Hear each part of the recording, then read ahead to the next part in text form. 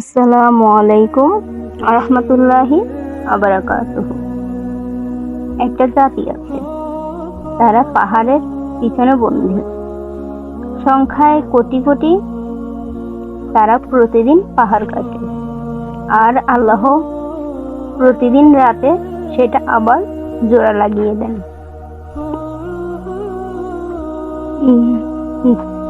যেদিন তারা বলবে ইনশাল্লাহ কাল কাটবো, সেদিন তারা বের হয়ে আসবে আর দুনিয়ার পানি শেষ করে দিবে।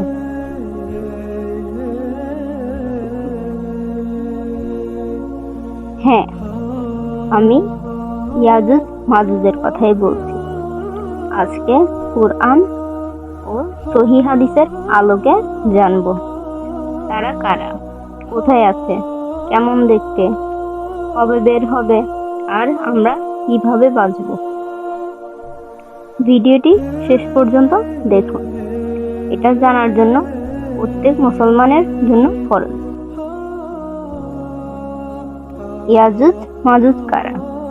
ইয়াজুজ মাজুজ হলো আদম আলাইহিস সালামের সন্তান।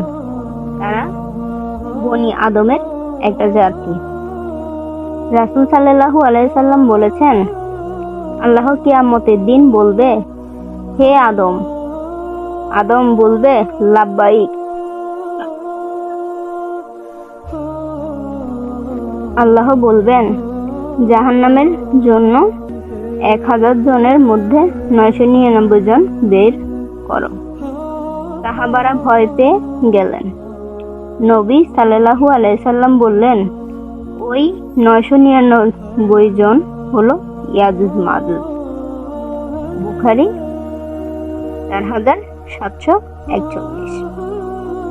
তার মানে বুঝলেন, দুনিয়ায় মানুষের তুলনায় তাদের সংখ্যা 999 গুণ বেশি। তারা মানুষ, কিন্তু দেখতে অন্যরকম।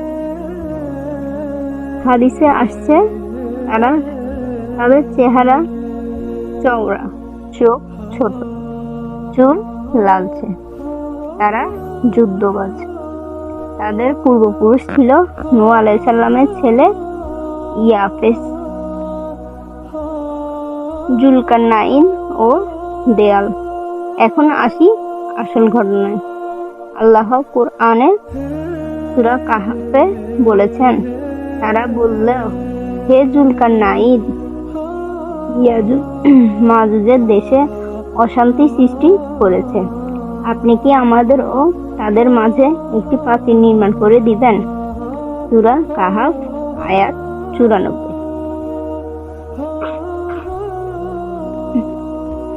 কে এই জুলকারনাইন?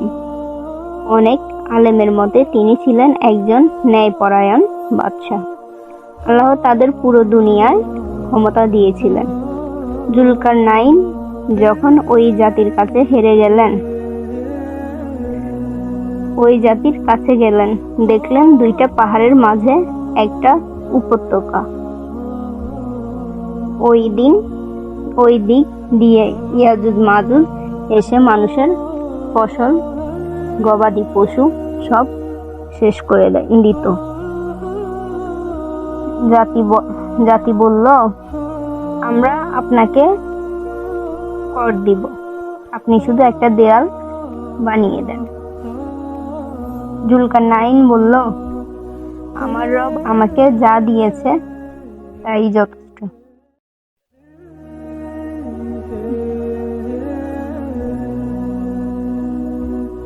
তারপর কি হলো? তিনি লোহার চাদর আনালেন, দুই পাহাড়ের মাঝে গ্যাপে একটার উপর একটা লোহা পাত বসালেন। তারপর আগুন দিয়ে গলালেন, তার উপরে গলিত তামা ঢেলে দিলেন।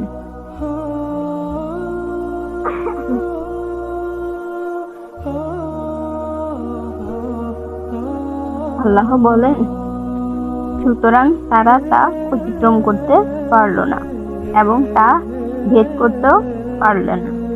সূরা কাহফ আয়াত 97। এই দেয়ালটা আজও আছে। কোথায় আল্লাহ ভালো জানেন। অনেকে বলেন ককার্স পর্বত মালায়, অনেকে বলেন চীনের দিকে, কিন্তু নিশ্চিতভাবে কেউই জানে না। তারা এখন কি করছে? সবচেয়ে ভয়ের কথা শুনুন। রাসূল সাল্লাল্লাহু আলাইহি সাল্লাম বলেছেন, প্রতিদিন ইয়াজুজ মাজুজ দেয়াল কাটে। যখন কাটতে কাটতে আলো দেখা যায়, তখন তাদের সর্দারকে বলে, কাল এসে বাকিটা কাটবো। রাতে আল্লাহ দেয়াল আগের মতোই করে দেন। তিরমিজি 2182। কয়েক হাজার বছর ধরে এটা চলে এসেছে। যেদিন তাদের সর্দার বলবে ইনশাআল্লাহ কাল কাটবো, সেদিন রাত আল্লাহ তাআলা আর দেয়াল জোড়া লাগাবেন না। সকালবেলা তারা বের হয়ে যাবে। তারা কখন বের হবে? কিয়ামতের আলামত। ইয়াজুজ মাজুজ বের হওয়া কিয়ামতের বড় 10 আলামতের একটা। সিরিয়ালটা এমন: 1. দাজ্জাল আসবে। 2. ঈসা আলাইহিস সালাম আসবেন, দেয়াল দাজ্জালকে মারবেন। 3. এরপর আল্লাহ ঈসা আলাইহিস সালামকে ওহী দিবেন, আমি এমন এক জাতি বের করেছি যাদের সাথে কেউ যুদ্ধ করতে পারবে না। তুমি আমার বান্দাদের নিয়ে তুর পাহাড়ে চলে যাও।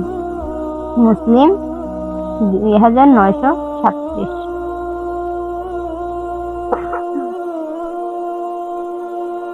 তারপর কি হবে?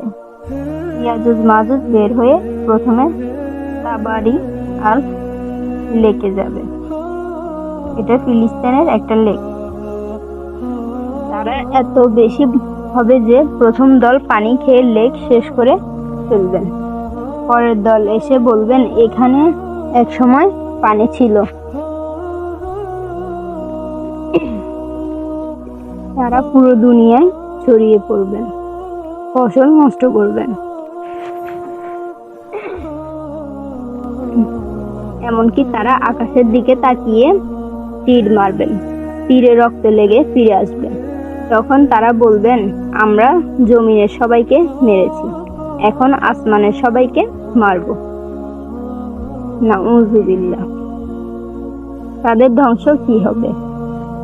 ঈসা আলাইহিস সালাম আর মুমিনরা তুর পাহাড়ে দোয়া করতে থাকবেন।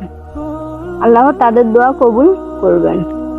আল্লাহ ইয়াজুজ মাজুজের ঘাড়ের এক ধরনের পোকা পাঠাবেন, যাকে আরবিতে নাগাক বলে। এক রাতে সব ইয়াজুজ মাজুজ মরে পড়ে থাকবেন, একটা লাশও নড়বে না। তখন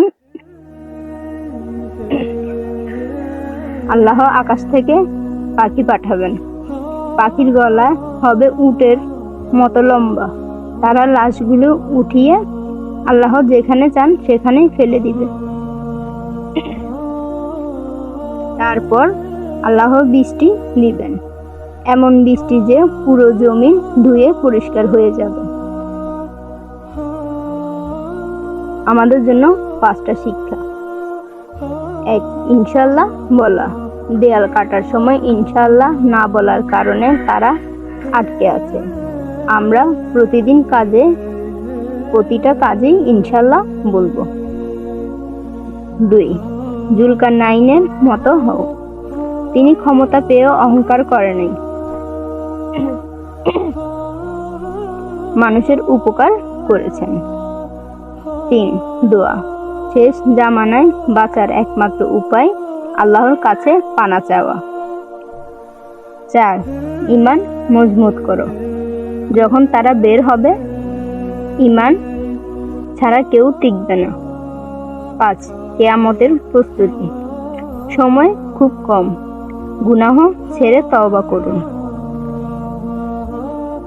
হে আল্লাহ, আমাদেরকে ইয়াজুজ মাজুজের ফিতনা থেকে বাঁচান, আমাদেরকে ঈসা আলাইহিস সালামের সাথী বানান, আমাদের ঈমান নিয়ে কবরে যাওয়ার তৌফিক দান করুন। আমিন। ভিডিওটি ভালো লাগলে লাইক করুন, কমেন্টে আল্লাহু আকবার লিখুন। পরের ভিডিও দাজ্জালের 10টা ফিতনা। সাবস্ক্রাইব করে বেল আইকন অন করে রাখুন। আসসালামু আলাইকুম ওয়া রাহমাতুল্লাহি ওয়া বারাকাতুহু।